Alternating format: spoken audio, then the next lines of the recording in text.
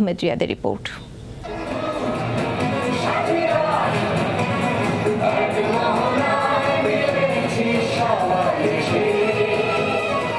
আর মাত্র দুদিন পরেই বিএনপির জাতীয় কাউন্সিল।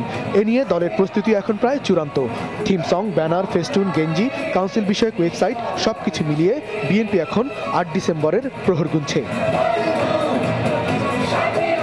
তৃতীয়বারের মতো দলের চেয়ারপারসন নির্বাচিত হওয়া বেগম খালেদা জিয়ার একক কর্তৃত্ব নিয়ে দলে রয়েছে নানা মত। চেয়ারপারসনের উপর যে লোডটা আছে তার দায়িত্ব পালনের, সেই লোডটা শেয়ার হতে পারে। এবং কতটুকু শেয়ার করলে চেয়ারপারসনও কমফোর্টেবলি দলটা পরিচালনা করার ক্ষেত্রে তিনি কমফোর্ট ফিল করবেন, এই বিষয়টাও যেমন আছে। আবার দলের শৃঙ্খলা রক্ষার্থে চেয়ারপারসনের কাছেও কিছু ক্ষমতা রাখতে হয়, যেমন রাষ্ট্রপতির থাকে।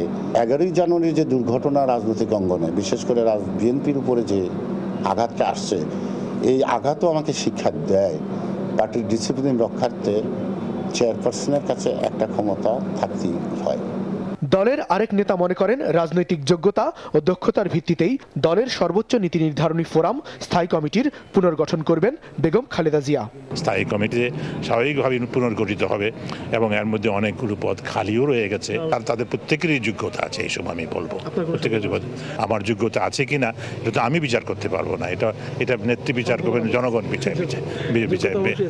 বিচার করবে।